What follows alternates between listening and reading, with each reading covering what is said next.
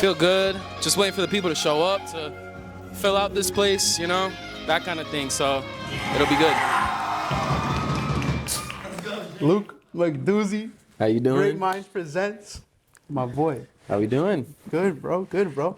Bro, honestly, I'm really excited Thank you. to see what you're going to do tomorrow at the MAC, the Milford Art Center. Yes, sir. Yes, sir.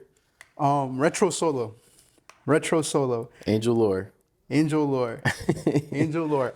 How is it working with them and all these different bands to create what it is? It's crazy, honestly. I mean, so the original idea was going to be working with Connecticut, the local zine, and doing a collaboration show with them, but they couldn't do it, so we moved that to a later date. And this date opened up, and I was like, you know what? Miguel, Angel Lore, that's a close friend, and like we've worked together in the past, and I thought he would crush it as kind of like a headliner for the MAC. It would just be perfect. And 11/11 is kind of like the Day of Angels and Angel Lore, so it just kind of worked out perfectly. And he is just like a lightning bolt. Like he takes an idea and he just like he takes it to the moon. Like he's crazy. So we were talking, and the lineup was originally going to be more band heavy, but because we didn't have that much time to plan it, a lot of the bands that we wanted originally were all booked, and we were like, all right, you know what? Let's hit up Amar. And Amar was down, and Amar's like, can my friends from New York play? And we were like, absolutely. And then it kind of just like spiraled into like what it is now. So it was just kind of this like circumstances and just asking the right people and the right people being at the right time, and all that stuff. So it was really natural and organic and cool. It was great, and really happy, and I'm really excited. Yeah, bro. It sounds like it's gonna be a good show. Yeah, Like, I'm hype. Every event that you've done, I just looked through the flyers, the art direction, you know, the people that you work with, Gnarly Neo, you know, mixed media artist. Mm-hmm. But you said in there that you have a show with Connecticut coming up. We'll wait on that one. But yeah. And shout out Connecticut. They're great. They do a really good job of highlighting the not just like the scene, but just the whole artistic community. Like they're great. So to be able to kind of like work with them and you know, kind of just everyone kind of being connected is super cool, for sure. Damn, bro. Yes, sir. So what kind of lineup can we expect, or you're not gonna say? That's it'll come out. That particular show is gonna be a whole thing. It's gonna be cool. It's not just gonna be a show. It's gonna be like a whole experience, which is what we try to do with all of the shows. It's like not just, you know, kind of like a show, but a whole experience. So just wait on it. It'll be worth it. Yo, bro. Yeah. I mean, I can't wait. Like as a fan. Yes, like, sir. Just the fact that you're just highlighting Connecticut and working with all these independent bands. What was your first experience with like live music or live entertainment, or you know? Right. Like just in general? Yeah. Yeah. Well, as a kid, I did theater. So I think No, for real. Yeah. And so throughout high school, I went to a school called ECA, the Educational Center for the Arts. Mm-hmm. And I was in the theater program, and it was just so cool being around so many people who were so passionate about like that one thing, and then taking that and putting it on stage in front of everybody. And there's just something so cool to that, to like making something and showing it to people, and then having an audience and having the audience enjoy it and giving feedback, and it kind of just being this like really cool relationship where everybody gets something out of it. And ever since then, I've just really loved kind of like working with people, communicating with people, and just like having a good time, because that's what theater is. It's putting in work into something that you love and just having a good time with it, having fun with it. And I think that's what really like translated into this whole like, you know, doing shows and doing events and stuff like that. I think it had like a direct correlation for sure. Definitely inspired you. Yeah, for sure. Yeah. Yo, I made a mistake the first time we met. Really? I made a mistake. I said yo, Luke, I introduced you to a friend, Alex, and I was like, this guy throws parties, and you immediately said, you immediately said, I don't throw parties. No, I no. curate them. Yeah. Let's talk about your taste and where it comes from. Like you said, there's a lot of intention into creating this experience and fun. Honestly, like, why would you want to do it that way?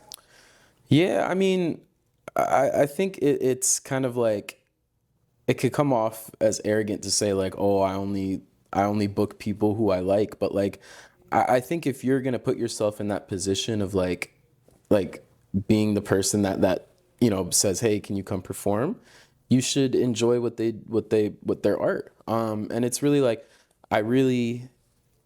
if I see that someone, like an artist, takes it really seriously and they're all about their craft and like this is really what they want to do, that's already like bet, you know. And it's just a plus if they're good. So like, and good is a subjective term, you know. So I guess to answer your question, it's just like, if I mess with it and I know other people are gonna mess with it and this person is genuine and they really care about it and they want to perform, then by all means, like, and I think that's what it's really about. And you know, just kind of putting artists together who fit each other's vibes. It's like, you're not gonna put a certain artist with a certain artist because it just clashes. But sometimes though, it does really work. Yeah. You'll have an artist like Newe and a band like Tilt on the same bill, and it's like they're like, I can't. Like, it's weird, but we've had shows where we've done stuff like that, and it's just been like a great time because, you know, me personally, I like both, and like to see both in the same night would be awesome. So it's just, you know, just trying new things, and I don't know. And doing what you like. Yeah, exactly. Listening to the music that you like, having fun with the things that you like. Yeah, exactly. Tilt. Let's talk about that. Yeah. You handled their release party for their EP? I was a helping hand in promoting it. I helped kind of like with the creative direction of it. Yeah. Damn, bro. Yeah. Is there any other band that you're working with right now, or artists that you're just like, you're helping them grow their? I'd say I don't try to get, if people ask me to say, like, if people ask me and they're like, you know, like, hey, can you help us with this? Like, I will gladly, but I try to focus on my own stuff. And if, you know, because I feel like that's a very like individual process of like how an artist wants their art to be handled. But I will say, like, there have been times where I've like told this person, hey, you should go work with this person because I think you guys would gel well together. Like Izzy, who plays in Angel Lore's band and Amar's band and also produces music himself. His name is I think like Acting Like I'm Famous. He's working. Yes, exactly. Right? One time I think I slid up, or I told him, it was at Seeing Sounds, and I told him like, yo, you should go work with Edwin. You guys should link up, and like, I think you guys would work really well together. And they did. And then Edwin comes out with Love Struck, and it's great. So I think that I kind of like to stay on the sidelines, but in like a, you know, I try not to get too involved because I think, you know. Yeah, focusing on your own thing, focusing on your own craft. Yeah, exactly. Because it is a craft, throwing and a lot of management, a lot of moving parts. Mm-hmm. What do you think has set you up to handle all of that? Because you started right in a backyard. Yeah. And that whole experience from handling a PA system to the first time. Coordinating everything. A lot of it was definitely just like learning from experience. I think the first time with everything is going to be the worst. Yeah. Especially when it comes to like putting on a show. But I have had experience like with like managing in like high school and stuff like that. Like, I'm only 21, you know what I mean? So it's like, you know, planning stuff like this can be a little daunting because I was like 19 at the time. It's like, you don't exactly know how much to pay people. And if someone asks for an amount and you don't know anything about it, you'll just be like, yeah, okay. But in reality, that could have been like way too much. Or like, so with the whole money thing, you kind of just learn as you go, like, all right, this is kind of what's custom. What was the question? Basically, like, what experience in your life has helped you manage all the moving pieces to making a what great experience in my event. life. Yeah. Bro. Or like just like jobs, from jobs to school to working in theater. Yeah. You know? Yeah. Actually, in high school, we did this thing called RYLA. It stands for the Rotary Youth Leadership Awards, and it was like this freaking like 3 day long like retreat almost, and it'd be like it was totally student ran with like adult supervision, but totally like student ran. And my role in it would be I was a facilitator, which essentially like there would be 2 facilitators for like a 10-person group, and there was like 80 people altogether, and like there was like 8 groups of 10. And these 2 facilitators, so it'd be me and another high schooler, would take these other high schoolers, right? We were all the same age, but we would have to be, you know, kind of like in a authority role kind of. And yeah, we would have to take them through all these like leadership activities. And then like some of them would get really deep. Like one of them would be like, we did like a culture walk, which is essentially like you all sit in like rows. And there would be one person at the front, and it would say like, if you're a man, walk to the front of the room. And they would ask 3 questions. They would go, what do you want us to know about your group? What can we do to help your group? And what do you never want to hear about your group again? So then it would be like men, it would be women, it would be white people, it would be black people, Hispanic, Asian. And then it would go to like, you know, if you grew up in the suburbs, if you grew up in an urban area, like all these different like, and I was a freshman in high school at the time experiencing that. Yeah, like I was like 14, like straight out of the freaking 8th grade. And here I am, and like there's seniors, there's juniors. So like, and for the first time ever, I'm just seeing like all these different types of people, and people were crying, like people would break down. Yeah, man, it got deep, and it was just really eye-opening. Like there's really so many people out there, and I think that experience, like just kind of seeing the wide range of people that are out there that we're so different, but we're all the same kind of. And it was just really cool. And it made me, just realize like, I think No, you're good. You're good. Keep going. so that was definitely an experience right there that helped me sort of relate to people and like understand that we're all going through our own shit, and it's just, you know, I don't know if that answered the question, but yeah, bro. That was definitely like a core memory right there. Yeah, bro. Like I couldn't imagine being 14. Like I was playing video games. Yeah. You're out here managing like high schoolers and stuff. So it's in leadership activities, bro. Like that's crazy. Yeah, it was a cool experience for sure. And it was definitely something that I kind of just got thrown into, but it was dope. Yeah, for sure. But Yeah, I want to talk about like your art direction. Sorry? Your art direction. Yeah. Your flyers. Like each flyer is unique. Mm-hmm. It's well put together, and it gets the message across. Yeah. Like the one that you have for tomorrow. You have the outlines of Amar and the other artist who's headlining. Mm-hmm. Sorry if I don't know. Angel Lore. Yes, sir. And what was it? Who do you go to for these flyers? Yeah. What's the inspiration behind it? Do you just trust the designer, or do you put your own input into it? It's definitely like so first of all, it's like mainly Neo, like gnarly Neo on Instagram. Best. Gnarly Neo, bro. If you need a commission for anything, go to Neo. They're the best. It's like 10% me just giving a rough outline of like, this is kind of the vibe I want. This is what I see in my head. And I could say the most like random construed string of words, and they would take it and make exactly what I wanted, but better. And it's literally just like, yes. So it's a lot of like understanding that a flyer is like 90% of marketing. Like if the flyer looks good, people are going to show up. That is like a fact that I've learned personally. Like if the flyer looks cool, that's like you got it. Like now you just need to make sure people see it, and the quality of the show is good. And so because of Neo and their talent and their gift of just being able to like make it tangible, like what I want, it's just been a really cool thing. So yeah, definitely just having a good artist around and like building a good relationship and always paying your artists. Make sure to always, if you're doing a commission, don't try to cheap out. Don't try to like, cut corners when it comes to that. pay the artists. It's worth it, 100%. Yeah. Yeah. Trusting their process, trusting their vision. Yeah, that's another thing too. It's like they might think something a little differently. Yeah. Kind of like they'll be like, hey, I kind of want to do this.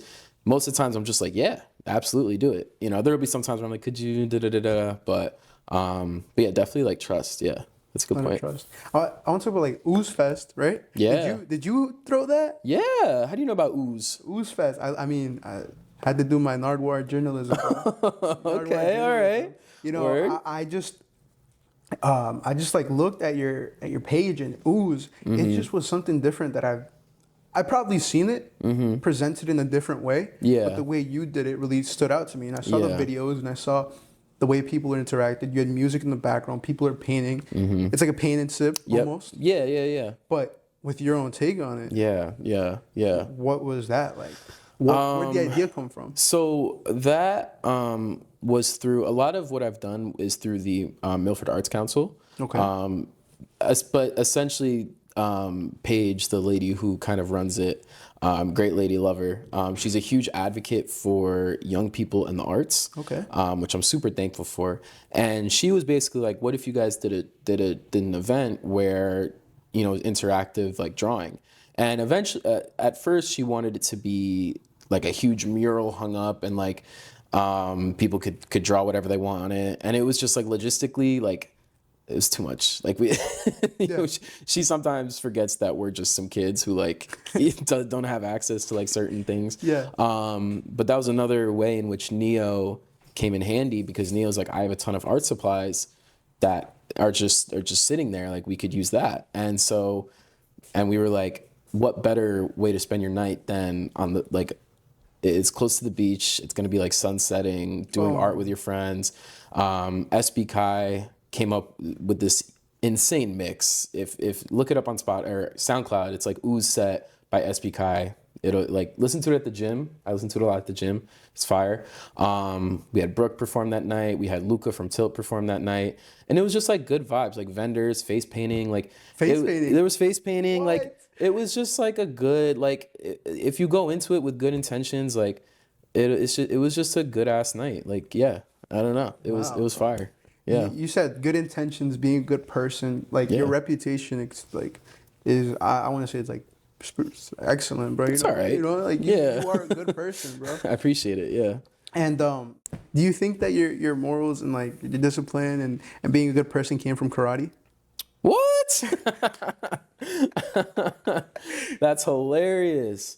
Yeah, I did martial arts for from like third grade to like freshman year of high school. Like, I was a black belt and everything. Yeah. Definitely. Like just staying disciplined and staying like humble. Humble is the most important thing. And yeah, like hard work, like all that stuff. Like, yeah, my instructor, his name was Sensei Bagwell. And you recommended him to your friend Ben, I think was his name? Ben? Yeah, I think so, right? Why? How do you know? I just know. No, but that he was such a great sensei that you recommended him to Absolutely. Yeah. No, definitely. Yeah, definitely. That's crazy. Yo, definitely a developmental part of my childhood right there. He was like mad strict, like, but in a good way. And I think it's really important to have that kind of like person as you're a kid, like growing, like being like, hey, like his whole thing was like, be good to your mom. Like, you know, don't say what, say, excuse me. Don't, like, always do your homework. Like, it went outside of just martial arts. Yeah. But if we, like, weren't doing good in class and we kept messing up, it would just be, like, boot camp, jumping jacks, push-ups, laps, just, like, the whole hour. And it was good, though. It, like, really, like, there'd be times where I was scared to come to class, for sure, because I was a little nervous. But you know what? Yeah. And, no, it was a dope experience. And I definitely think it helped me stay disciplined and it stay like kind of organized in the head and like, you know, type shit. Yeah, bro. Yeah, bro. I mean, karate and sport. What other sports? Did you do any other sports? I'm a huge basketball guy. Oh, really? Yeah. I still do, but I loved basketball growing up. And I was so competitive too. So competitive. Like if we lost a close game, I'd be in tears. For sure. I didn't play in high school though. That's when I started like doing theater and kind of chilling out a little bit. But yeah, as a kid, I took basketball like serious. Yeah, bro. was kinda NBA bad. Finals every game. That was my mentality. Really, I took it serious. I was a sharpshooter too. Zane will tell you. You know Zane? He'll tell you. If you ever meet Zane, you'll meet him tomorrow. He'll let you know. Would you do? Yo, would you do like I have this idea for a charity, like something related to sports. Or would you do like a Great Minds Presents like basketball? Oh yeah. You know? A basketball tournament or Yeah, something bro. with a live DJ playing. Live band, face Yeah. painting. Well, yeah, absolutely. I You think know? that'd be great. Like, I don't want to like put myself into any kind of box. Yeah. You know what I mean? So yeah, that'd be dope. Like a field day, not even just basketball, but just like, you know, flag football. There's like volleyball going on. You got fucking like mini soccer, Yeah. like some crazy stuff. Yeah, and that kind of like that like relates to Ooze, where it wasn't just music, it was art too, and like Yeah. vendors and like face painting and just like having fun. Yeah. You know? You mentioned Paige, right? Yeah. From Milford Arts Council. Has she been a mentor to you, or who else like in your close environment has helped you, mold you? Yeah, into- yeah. into- I'm glad you asked that, because there's definitely been a few people who have taught me so much. Paige, definitely, she has given me like endless amounts of grace and opportunities and just like, I'm not gonna say like chances, but like that's what I mean when I say grace. Like she's given me a lot of grace and like room to grow, because she's the director of the MAC, and that's an organization. Like that's a they trust me, and that means everything. And in terms of like the music stuff, definitely it's been a lot of like of my peers that I've worked with. So, for example, Tyler Jenkins. Tyler Goldchain on Instagram. He's Okay. fire. So he was in this band called Toxic Holiday, and he was one of the first. That Toxic Holiday was like one of the first bands I ever booked. Yeah. And For the backyard. For the backyard show, exactly. Yeah. And he, I don't think he knew it, but he taught me so much about respecting artists, taking artists seriously, like paying artists what they're worth, like even if you don't think you need to. And just being professional. Like he really instilled that in me, and I'm so grateful that he was one of the first people I ever worked with, because I'm not gonna say it was a challenge working with him, but it was definitely like, it wasn't just like, oh yeah, show up at this time, okay, see you then. It was like, no, he wanted to know the details. He wanted to know what the vibes were gonna be like. He wanted to know, like it was really cool. Like we even did a contract with him. You know what I'm saying? Like, and it was a backyard show, but like he wanted to make sure that like things were being taken seriously. And in the back of my head, I was like, at first I was like, oh, come on. Like, It's a backyard show. it's a backyard show, man. Do we really have to do all this? Yeah. But I am so grateful that he insisted on that. Like, because I think that really set me up for success. And that goes back to, Sensei Bagwell, like hard work. He always said that, proper preparation prevents poor performance. The five Ps. The 5 Ps, baby. Proper preparation prevents poor performance. So, and it's so true. If you properly prepare yourself, you will prevent poor performance. Boom. And then one more is Trey Moore. He's just the way he handles himself. He's the founder of Seeing Sounds. I was able to work on Seeing Sounds Festival last summer. And he's just been, really cool. I just like his vibe and like the way he curates and the way he organizes, the way he gets the community involved, and his just his whole thing. If you haven't heard of him, definitely check him out and see what he's all about, because he's just another one of those artists that doesn't let himself be put in a box, and that's just super cool to see. So yeah. So you mentioned Seeing Sounds Fest. You mentioned Seeing Sounds Fest. You mentioned Trey Moore. Yeah. Curating the Voyager stage. Yeah. Seeing Sounds. I want to talk about your process to discovering. Well, there's 2 questions in there, but the process to that lineup in specific. Yeah. To be honest, I think at first I really overthought it. It was like, I need to get this artist and this artist. I need to ask this artist who lives in New York. And I really was trying to at first go really outside of who I usually work with. And then I'm like, you know what? No, like Trey, he asked me to curate the stage for a reason, and it's because of the artists that I work with and stuff like that. So I thought to myself, like, why would I use this opportunity to go completely out there instead of like, you know, working with people who I usually work with and like, not like, and really like giving people what they want.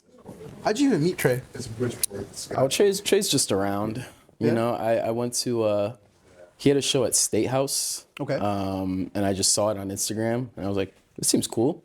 The flyer, like I said, the flyer looked cool. And so I popped out, I saw, and that's the first time I ever saw Amar live. Because Amar was opening up for him, and I saw Trey, and I had listened to his music, and I was like, dang, this exists in Connecticut? Yeah. Like what? I had just been like following and keeping up with him ever since.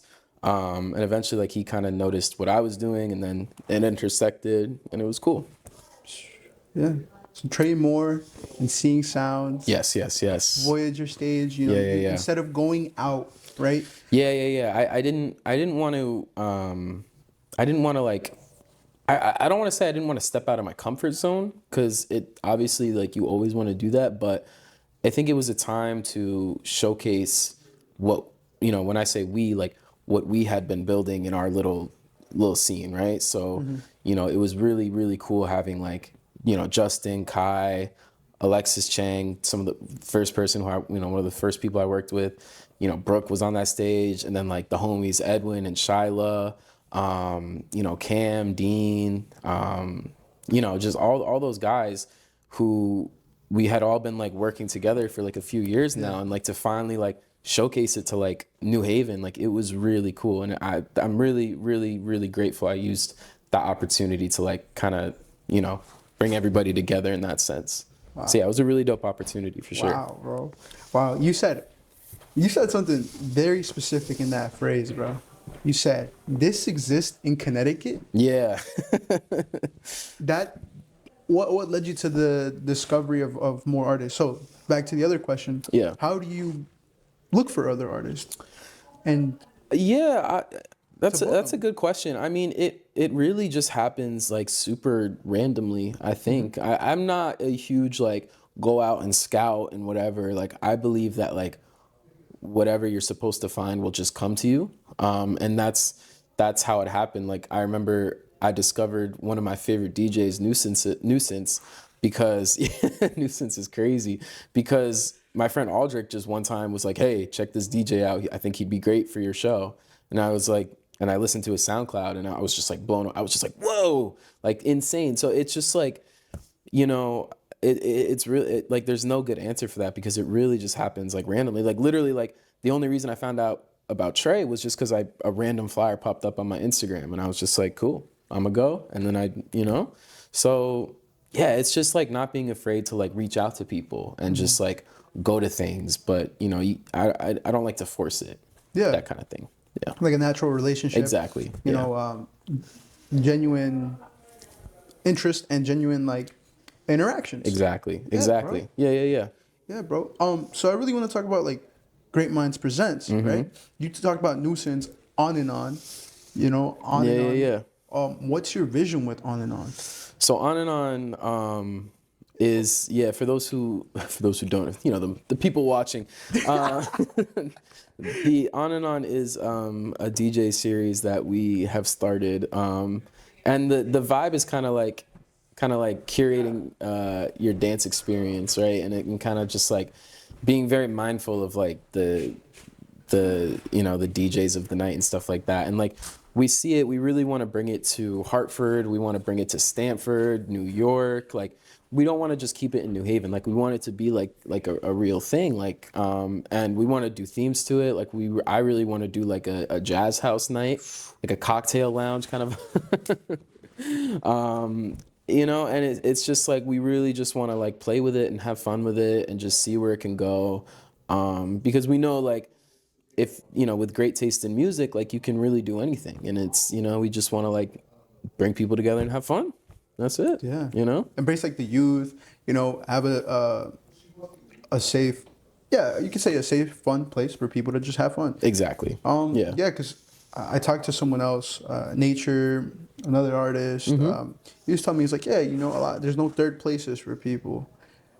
Do you see great minds building upon what it has here? Like you said, you want to take it to New York and stuff like that. You want to keep building upon everything you have here in Connecticut. Yeah. And then expanding, or going out of your way to expand and then coming back? I definitely think like taking your time and making sure like you're good and you know what you're doing and you're confident in what you're doing is like so important. We're not gonna go out to New York until like we're good here. Like I think that would be premature. I think like the environment that like we've cultivated from these events and these shows just is so healthy and is so like happy. And it's like, all right, let's keep building on that and let's keep like focusing on what works. And, eventually we can expand and stuff like that. So yeah, I definitely think like taking your time, letting it grow just kind of on its own. You help it, you do what you need to do, but let it grow on itself and let people come and, see for themselves. And then when the time is right, you'll know, kind of thing. That's what I tell myself. Yeah. Yeah. That's your process. Pretty much. Yeah. Trusting it, allowing the genuine people and genuine interactions just to come together. Exactly. Form fun. Exactly. Jesus, bro. I wanted to also talk about Camp Jewel. Yeah. What about it? Was that something significant? Camp Jewel. Well, that was a summer camp I went to as a kid. And You were a counselor there. I was a counselor. Yeah, I was a I was a camp counselor there. It was, I mean, more stressful than anything. I had some good times. Met some of my best friends there. Yeah, I'm not gonna lie. Nothing really to say there. I'm not gonna lie to you. No, it was cool. I mean, I met people from all over the world there. Have you ever been a camp counselor? No, bro. Shit is stressful. You're like, with the way this camp worked, it's like you're with these kids, and it was funny. The last summer I worked there was summer of 22, and at that point things were like kind of like going really well for me with like the shows. Like Ooze has just happened. We just had another backyard show, which was like fantastic. Like things were going like really well, and then I leave to camp for the summer, and that's what made me realize, like, leaving the Connecticut scene, the New Haven scene, and like all the shows and stuff like that, leaving it for like 3 months, I was like, damn, I miss it. Like I want to get back to it. So I think that's kind of what made me realize, like, yeah, like having fun out in the sun with all these kids, yeah, that's fun, that's good times, but it made me show that that's really what I enjoy doing, for sure. Yeah, bro, like that being away from it just brought you absolutely closer to it. Absolutely, 100%. Yeah, bro. Yeah. I mean, what would your dream lineup right now be? Have you done it already? Dream lineup, man, it could be anything. It could really be anything. I mean, I think dream lineup. I don't think I really have one. I mean, yeah, every lineup I've done has just been like bangers. not yes, to like, bro. but like, yes, like I'm always really happy with like the artists that are on these bills. And I think no matter what, like, like tomorrow, for example, like it's like Kaylin, this R&B singer with like smooth vocals and just like harmonies, Maya, Blaney, Life of Tom, Amar, Angel Lore, like it all just kind of blends together and it's all its own vibe all together. And I think that's how every show is. So it's like a dream lineup. I could probably put together, a few, but whoever, Yeah. I don't know. That's not genuine. Yeah. You didn't make shit up. Yeah. Honestly, oh, damn. Talk to me. Is it hard thinking of questions? No, I don't know if this is the right question to ask you. Go ahead. So, would you only listen to Connecticut artists or never listen to them again? Well, I would definitely have to only listen to Connecticut artists, and honestly, that's not that bad of an option. I'm not gonna lie. There's so much music in Connecticut. It's like unreal. It really is unreal. And I can't not ever listen to Esmer again or SB Kai. Especially with all the new music that they're coming out with. Yeah. Like it's unbelievable. So yeah, definitely. And in fact, I listen to Connecticut artists like a lot. Like, usually my car rides to Stanford because I go to school in Stanford. Yeah. I'm jamming Nuisance on SoundCloud, or I've had Edwin's new track on repeat. Same with Amar. Angel Lore's coming out with new songs soon. So it's just like there's just constantly new music coming out, and it's just like it's dope. It just gets better and better. It really does. And that's the thing is like everybody's so young.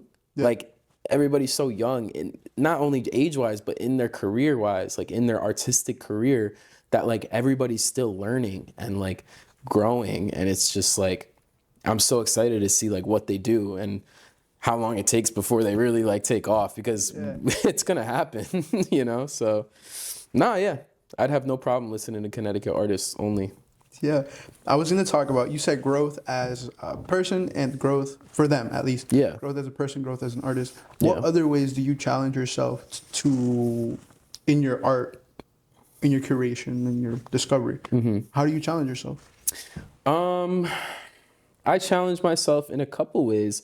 I think at the shows, sometimes my social anxiety takes over a little bit, and I get really quiet and I doubt myself, and I'm like, oh man, like I'm not as cool as these other people. Like I don't see myself as like, on the same level as everybody. Like, oh, I'm kind of just the guy behind the scenes, like yada yada. So I've been really challenging myself to like take myself more seriously in that sense, and like really go up to people and say like, hey, nice to meet you. Like, hey, this is what I do.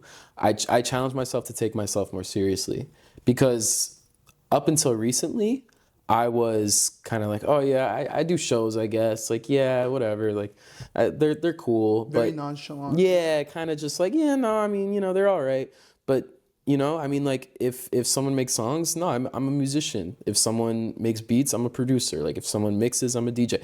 I'm a curator. I'm an organizer. Like, I put on shows. You know what I'm saying? So it's kind of like, that's why I've been challenging myself, is just taking myself more seriously, that kind of thing. Wow. Yeah.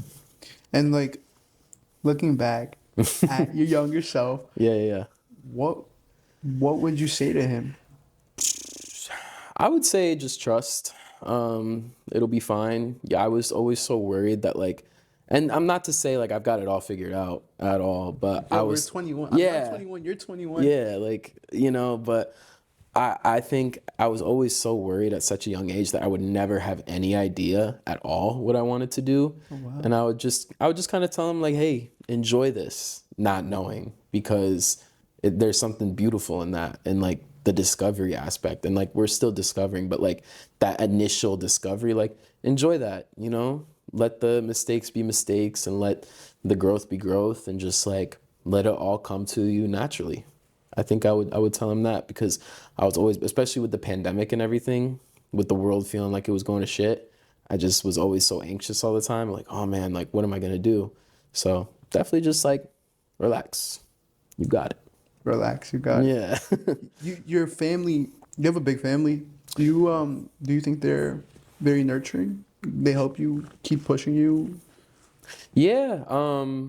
Yeah, definitely my mom and dad are divorced, but they each kind of help me in their own ways. Like my mom is very caring for me, like very in a personal aspect, like very like checks in on me, makes sure I'm good, tells me she loves me, all that stuff. Like, and I love my mom so much, and I'm so grateful for her. And like, she doesn't really fully understand what I do, and that's okay.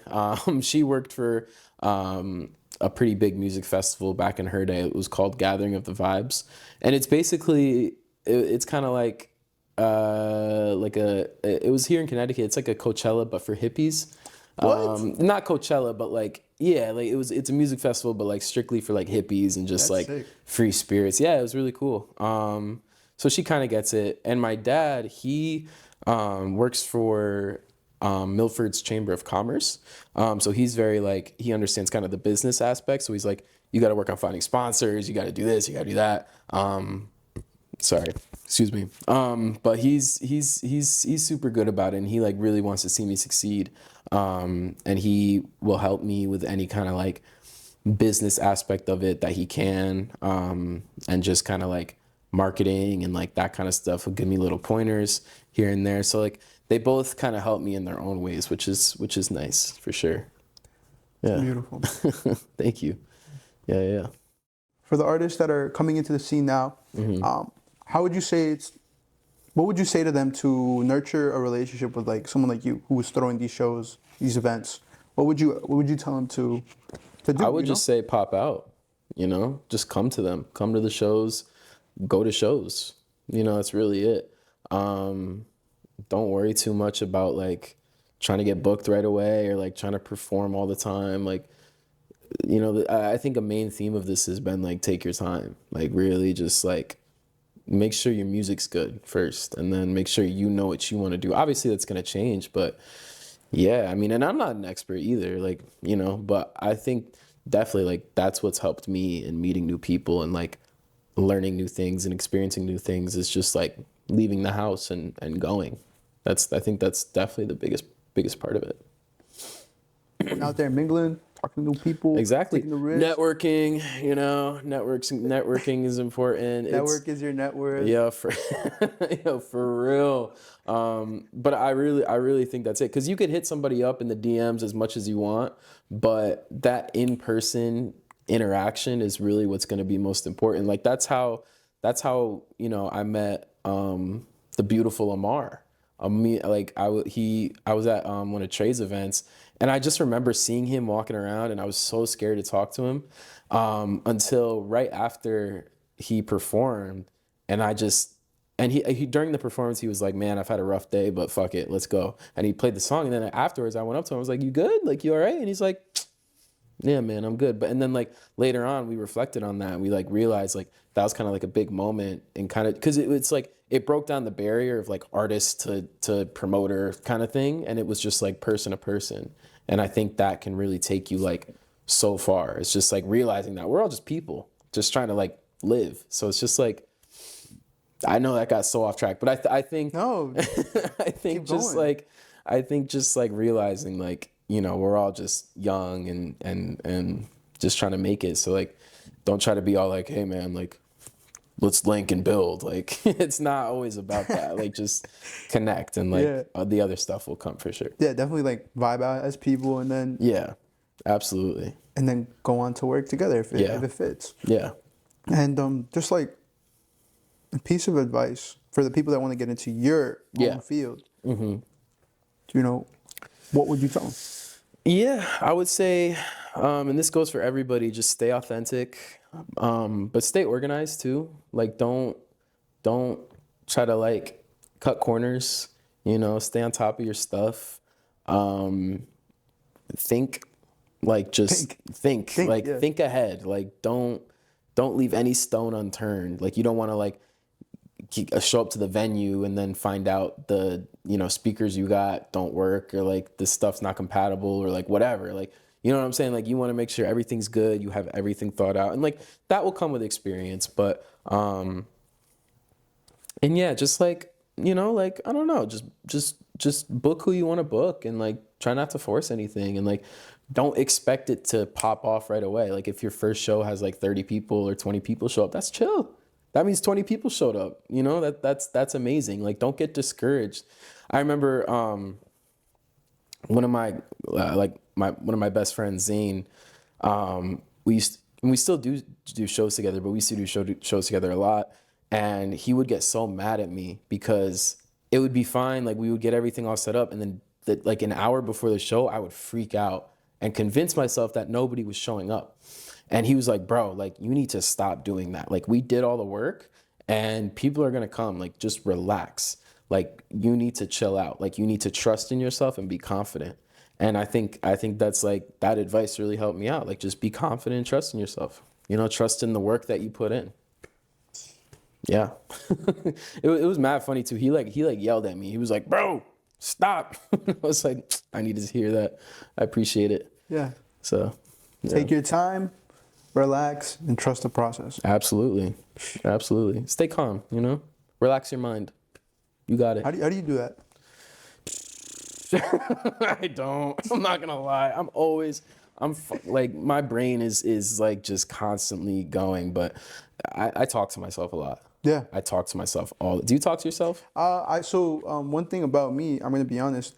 I think a lot. I get a lot of ideas, and sometimes I'm gonna be honest. I hate the fact that I get a lot of ideas because I can't do them all. You get overwhelmed, yeah. I can't do them all. Like I have so many ideas for different events. Yeah. So many ideas for camera work, for designs, for art, Yeah. for a bunch of different ways that I want to express myself and show the world. But I just can't do it all. You got time though. Yeah. There's no rush, you know, and I think that's the thing to remember too. There's no rush. You're good, you know. You got time to do everything. You just gotta like prioritize and whatnot. But I feel that like the influx of ideas and what's achievable and what's not, and having to balance that out and stuff. So I get that 100%. Yeah, nothing's impossible. That's what I've learned. Absolutely, just takes time. Just takes time. You know. Just takes time. That was. Oh yeah. Is that one on? I think, yeah, it should be on. Okay. Luke McDonald, Luke McDoozy, Great Minds Presents. That's pretty much it. Stay tuned. Follow me on Instagram, and it was a pleasure. It was a pleasure. Thank you, man, for having me. Bro, thank you for coming. Chords and tempo. Chords and tempo. That's.